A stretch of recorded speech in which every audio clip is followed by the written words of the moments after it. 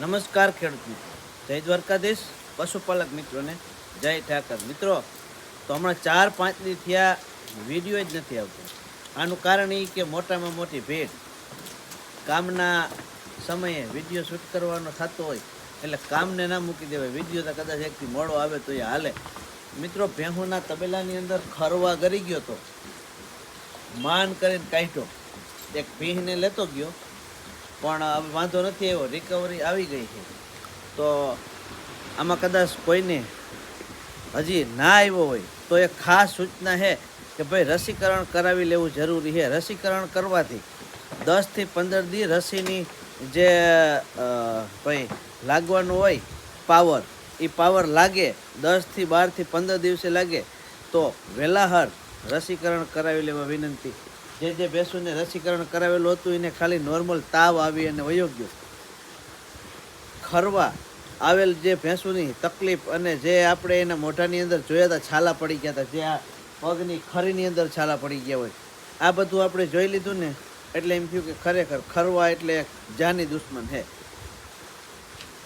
તો આવું થાય તો વેલેરી ડૉક્ટરની સલાહ લઈ લેવી અને થયા પહેલાં જો રસીકરણ થાય તો બધેથી હરફ.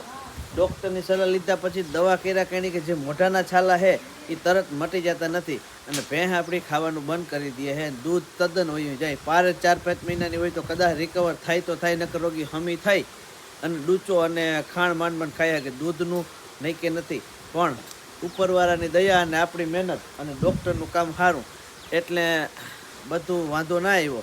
પણ જે મોઢાની અંદર છાલા પડે છે ને આ મટાડવા અઘરા હોય, જે પગની ખરીની અંદર ભાઠા પડે છે આ પણ મટાડવા અઘરા હોય. હાલો તો એના માટે બેસ્ટ ઉપાય તમને આપણે દેશી અને ઘરેલું નુસ્ખો કહું છું.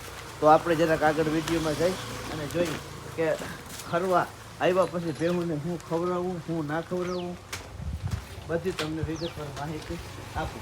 તો સૌની પહેલાં તો આપણા તબેલાની અંદર ખરવા આવ્યો હોય તો ખબર કઈ રીતની પડે કે ભાઈ પશુ જલાઈ જાય. પશુને નોર્મલ ટેમ્પરેચર 98થી 100 ડિગ્રી સુધી હોય અને તાવ આવે એટલે 103 થી 105 સુધીનું ટેમ્પરેચર પણ આવી જતું હોય. માનો કે બધા આગળ થર્મોમીટર જોવાના હોય નહીં તો ટેમ્પરેચર કઈ રીતે માપવું? તો હાવ હેલીને હટ વાત કે આપણું પશુ એકદમ તંદુરસ્ત અને સ્વસ્થ હોય તો પશુ આગળના ભાગે કે જે હું તમને બતાવું, એકદમ તંદુરસ્ત પશુ હોય તો પશુનો જે આ ભાગ હોય આ ગરમ હોય અને આ ભાગ તમે અડો તો ઠરતો હોય. આ તમારે જાતે જ તમારે અખતરો કે પ્રયોગ જે કરવો હોય કરી લેવાનો. પશુનો આગળનો ભાગ ઠરતો હોય અને પાછળ તમે હાથ અડાડો એટલે નોર્મલ ગરમ હોય અને પાછળનો ભાગ નોર્મલ ઠંડો હોય. એટલે તમારે સમજવાનું કે આની અંદર ખરવા આવ્યો નથી તો રસીકરણ કરાવી લેવું ફરજિયાત થાય. ત્યાર પછી ખરવાની ઇફેક્ટ છે ગાયમાં વધારે પડતી લાગે અને જેટલા દૂધીના પશુ હોય ને આને વધારે અસર કરે. ત્યાર પછી આવી ખડાયેલ હોય આને પણ અસર ઓછી કરે છે. વધારે પડતું ખરવાનો રોગ છે એ તમારા દૂધના પશુ ઉપર જ વધારે અસર કરે છે. તો કેમ કે દૂધનું પશુ હોય દૂધ વાટેનું કેલ્શિયમ, ફોસ્ફરસ જે કંઈ એનામાં તત્વો હોય તાકાત એ બધી નીકળી જતી હોય. એના લીધે દૂધતા પશુને વધારે નડે. અને ઘણી વખત આવું પણ થાય છે કે પશુ તમારું ગાભણ હોય તો ગાભ નીકળી જાય એને આપણે ત્રોઈ ગયું કહેવાય. તો આના માટે આપણે કંઈ ના કરી શકીએ. એટલા માટે હેલામાં હેલો ઉપાય છે કે પહેલાં તમે તો વહેલાસર રસીકરણ જે ના કરાવ્યું હોય ને ના આવ્યું હોય એને ત્યાં રસીકરણ ફરજિયાત કરાવી લેવાય. રસીકરણના કોઈ સરકારી દવાખાનામાંથી બોટલ આપે પૈસા લેતા નથી અને જે તે કોઈ પણ ડૉક્ટર આવતો હોય અથવા તો તમને ઇન્જેક્શન દેતા ફાવતું હોય તો ડોકમાં ખાલી 2 મિલી ભરીને દેવાનું છે. આવડી ખડાયેલ હોય તો 1 મિલી.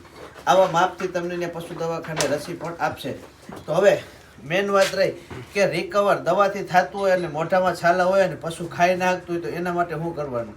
તો એના માટે સ્પ્રે આવે છે કે આખું મોઢું એનું ખોટું થઈ જાય. તો ખરેખર સ્પ્રેનો ઉપયોગ આપણે કર્યો નથી ને એનું શું નામ હોય ને એ ખબર નથી, પણ આપણે જે દેશી આઈડિયાથી કામ કર્યું છે ને એ હું તમને કહું.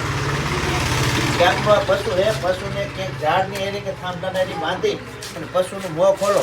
પશુના જે નીચલા દાંત હોય એમાં હાથમાં આપણે કે એક વાટકાની અંદર આપણા પશુ હોય એના પ્રમાણમાં માખણ અને હળદર લઈ ગાયનું માખણ હોય તો 100% સારું કહેવાય અને નકર આપણી ભેંસોનું હોય એ પણ હાલે. પણ માનો કે મોટી 2 હોપારી હોય એટલું લઈ અને એના દાંતના અંદરના ભાગમાં તમારે લોંદો નાખી દેવાનો લાડવા જેવડો. ત્યાર પછી પશુ એની રીતે જીભથી આખા મોઢામાં ફેરવીએ એટલે વહી જાય અને એને ઘણી બધી રાહત થાય. આવું તમે રેગ્યુલર દિવસમાં 3 વખત કરશો ને બીજે દી તમારું પશુ ખાવા માંડીએ. કેમ કે જે મોઢાની અંદર છાલા પડ્યા હતા ને મેં એને જોયા છે ને એટલે મને ખબર છે કે આ રોગ જાણી દુશ્મન છે. અને ત્યાર પછી પશુ તમારું ધીરે ધીરે ખાવાની શરૂઆત કરે ત્યાર પછી વધારે પડતું પશુને લીવર ઉપર અસર થતી હોય એટલે લીવર ટોનિક અને જે તાવની ગોળી આવતી હોય પશુ માટે એ મેડિકલેથી તમારે લઈ લેવાની. મને તો ઘણી બધી યાદ છે લીવર ટોનિક અને ગોળી, પણ જે તમને તમારા તબેલાની અંદર ડૉક્ટર આવતા હોય અને જે કંઈ બતાવતા હોય એ જ વધારે પડતું કહેવાય. કેમ કે મેં તમારા પશુ જોયા ન હોય, કેવડી હાઇટ હોય, કેવડું વજન હોય, દૂધણા છે કે કાંઈપણા છે કે પરેટા છે કે ઠાલા છે એ આપણે તો ખબર ના હોય, પણ જે તે ડૉક્ટર તમારા તબેલાની અંદર આવી અને તમને જે દવા તાવની લખી દે તાવની દવા અને લીવર ટોનિક આને ટાઈમસર આપતું રહેવાનું.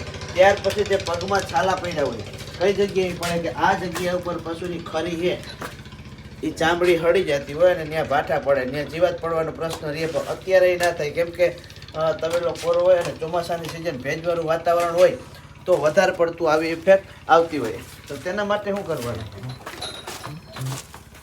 તમારા પશુને પગમાં છાલા પડ્યા હોય તો એના માટે પહેલાં તો એક કાબુરી છે આપણો દેશી આઈડિયો, ત્યાર પછી હળદર છે ઉડાડવાની, અને ત્યાર પછી આવું બધું કંઈ આપણે ના હોય અને મેડિકલ યુઝ કરવો હોય તો તમે પોટેશિયમ પરમેંગેનેટની જે ભૂકી આવે છે એ 1 લીટર પાણીમાં આપણે મગફળીના દાણા જેટલી લઈ એકદમ ઘોળી પાણી જાંબલી રંગનું થઈ જાય ત્યાર પછી એનેથી એની પગની ખરી ધોવાની. અને બને ત્યાં સુધી તબેલામાં પાકા તળિયામાં બંધાતી હોય તો કોઈ પ્રશ્ન નથી, પણ કાચામાં બંધાતી હોય તો જ્યાં ગારો થતો હોય ત્યાંથી કચકાણથી થોડી દૂર લઈ જવાની. અને તમારે 10, 15, 25, 50 કે 100 કે 200 ભેંસોનો તબેલો હોય કે ગાયોની ગૌશાળા હોય એની અંદર એક પશુને આવ્યું હોય તો તેનું ખાવું પીવું અને બાંધવાનું જુદું રાખવું એટલે પણ ઘણો ફેર પડે. આ રોગ એવો હોય કે વાયરસ જેવો છે કે જે બાજુ હવા જાય ને એ બાજુ રોગને લેતું જાય. તો આ વિડીયોમાં બસ એટલું. વધુ જાણકારી માટે કોમેન્ટનો સહારો લઈ કોમેન્ટ કરી શકો છો. આવજો. જય દ્વારકાધીશ ને હર હર મહાદેવ.